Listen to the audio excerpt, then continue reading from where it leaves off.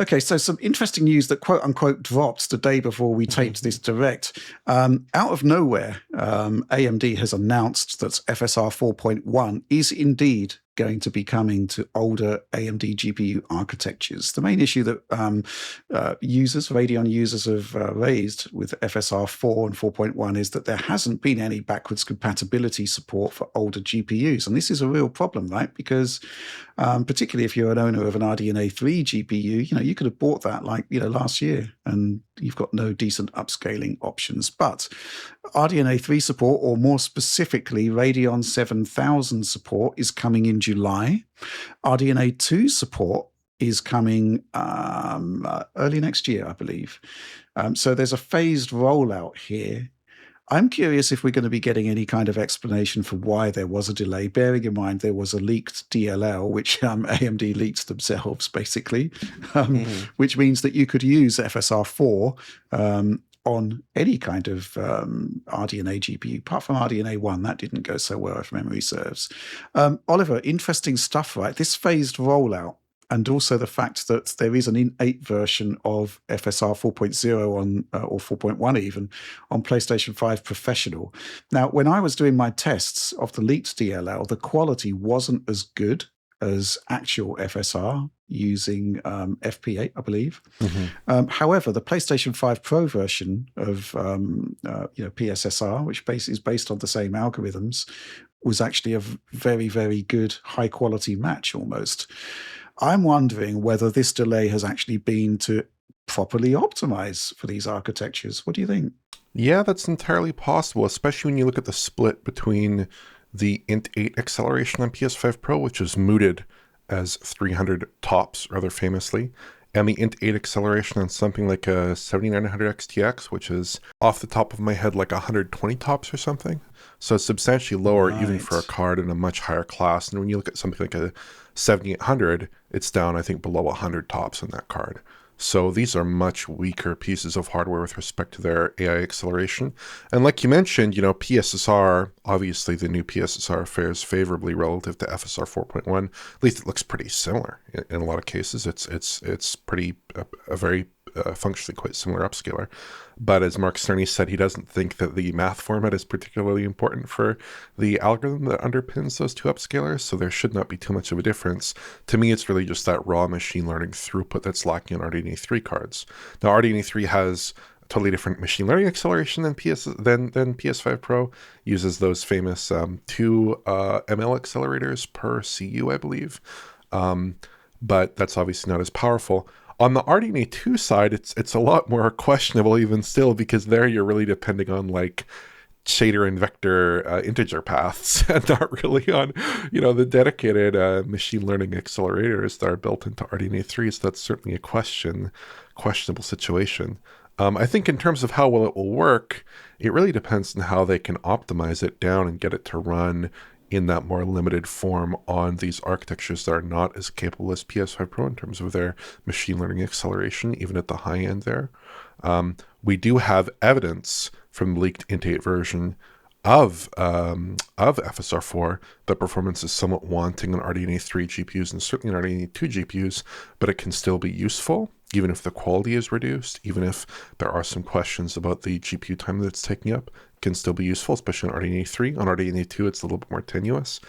But it's not really clear to me like whether they would try to aim for rough visual parity with FSR 4.1, the standard FP8 version of FSR 4.1, or if they would go for a reduced quality implementation that respected the GPU time that you have there for these machine learning operations. So yeah, I'd be very curious to see that. I also maybe just want to throw this out there. I'm not sure this is kind of a wild card that I hadn't really considered earlier, but came to mind, is the fact that on Xbox, that hardware does have int8 acceleration. It also has int4 acceleration if the data format, could be quantized down to int4, perhaps to get a speed up there. But it's certainly, full RDNA 2 on the Xbox side of things, so conceivably this could end up on Xboxes as well. Who knows? On PlayStation 5, it would be too slow to be at all useful for real time, given the lack of int8 and int4 acceleration there. But it's certainly an interesting prospect that you could see this on a console potentially. I don't know. Obviously, development on Series X is probably not likely to be spurring up too hot in 2027, but if someone wanted to do it, perhaps they could. Yeah, that was one of the things I actually tested back in my leaked DLL video, which was essentially to use the RX 6700, which is a full RDNA 2 version, essentially, of what the PlayStation 5 GPU is. So therefore, sort of broadly equivalent to what Xbox is doing, and it worked, right? But it did have a significant performance cost, which meant you had to lower the input resolution. But that's kind of okay because the quality kind of holds up, certainly compared to FSR 2 or FSR 3. And I think that's basically what's been irking the AMD Radeon users, is the fact that, they're kind of stuck with, FSR 3 or XESS.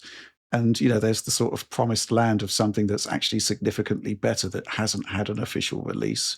But it looks as though finally it's going to happen. So very excited to see what they do there, and the extent to which it may be different from what we've seen already, the extent to which it could have had further optimizations or quality improvements. Curious what you make of this, John. It's kind of good news, right? I mean, yeah, it's great news in the sense that they're supporting older hardware, older GPUs here that a lot of people are still using. Everything Oliver said, though, definitely raises questions about the performance costs. I mean, I would expect, like, I don't know, what do you think, like 10, 20% performance reduction versus, say, like using FSR 3?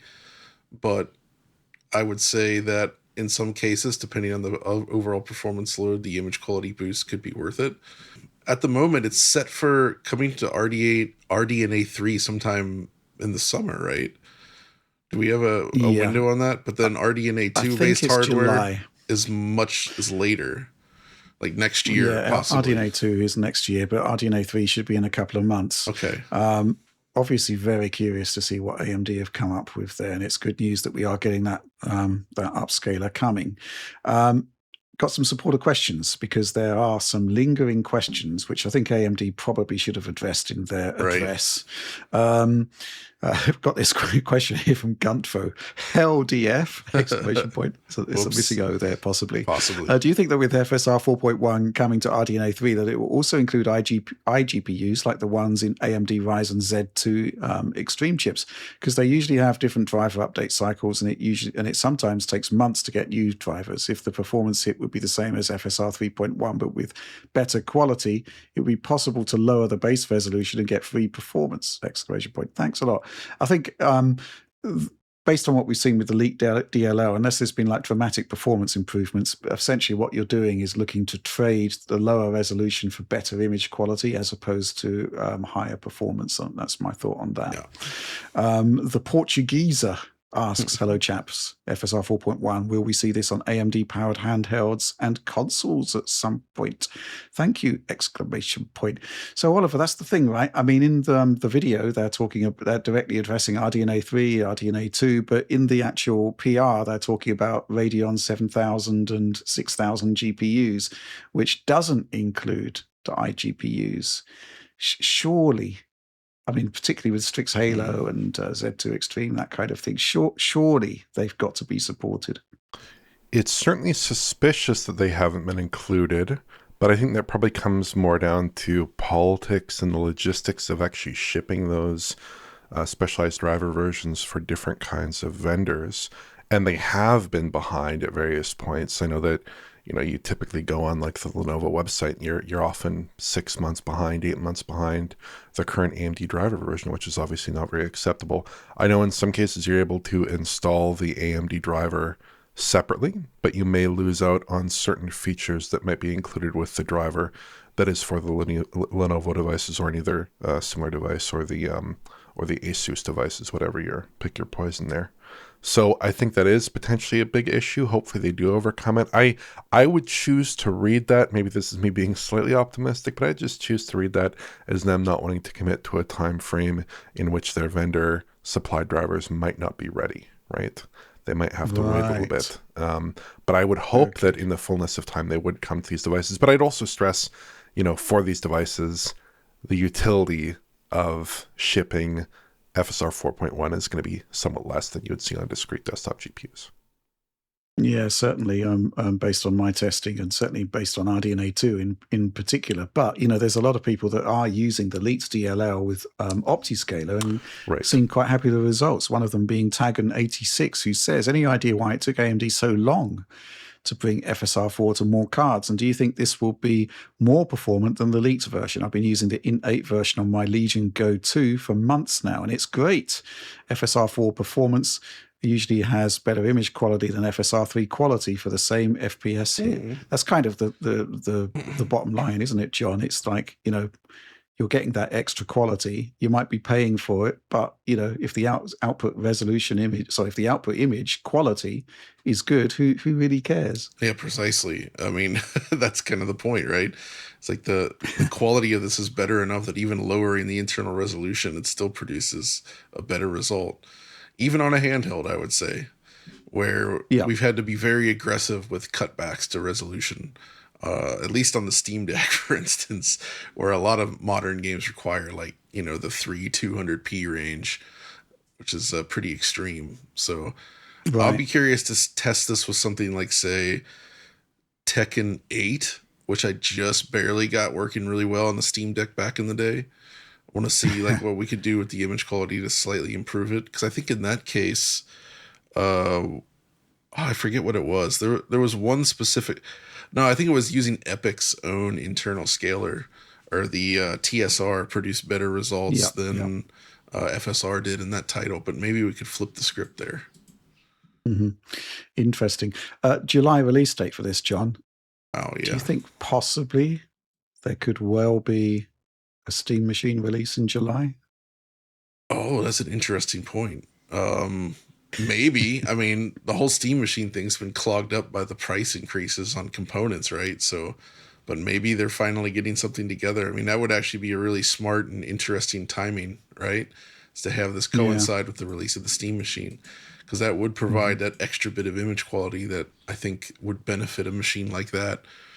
So, good. Absolutely. Good what point. Do you think, Oliver? It's an interesting conjecture, isn't it? It's an interesting conjecture. I think at the moment what we're seeing is there's some evidence of shipments of quote unquote, I think, game consoles, according to the shipping documents, arriving in the United States, arriving in various countries potentially. So we think that there are some shipments that are going out. It's not quite clear exactly when those machines will materialize, but presumably Valve is lining up a release, I'd have to assume, in the next few months. If they wanted to hit their quota of the first half of this year, it would have to be by the end of June, which is coming up in about a month and a half. So I don't know what commitment Valve wants to make there, but obviously they have a bit of an uphill battle with pricing. I'm not sure if they've decided on price yet. But I think they do have units out there. I suspect, though, like with the Steam controller, they won't be even close to meeting the demand for these units, no matter what price they set it at. I suspect they'll be running out of stock pretty quick. I think you're right. It would be great to have a good upscaler out of the box, though. I guess it would need to have some sort of Proton a Linux driver tie-in as well. I think there have been sort of mitigations that have gone into Linux to make FSR 4 work, but an actual proper support from AMD would certainly go a long way. And there's also been those reports of HDMI 2.1 style VRR and even 240 hertz DSC being added to the Linux driver. So things seem to be in motion. Anyway, good news. Excellent news, in fact. I mean, it took long enough, but here we are.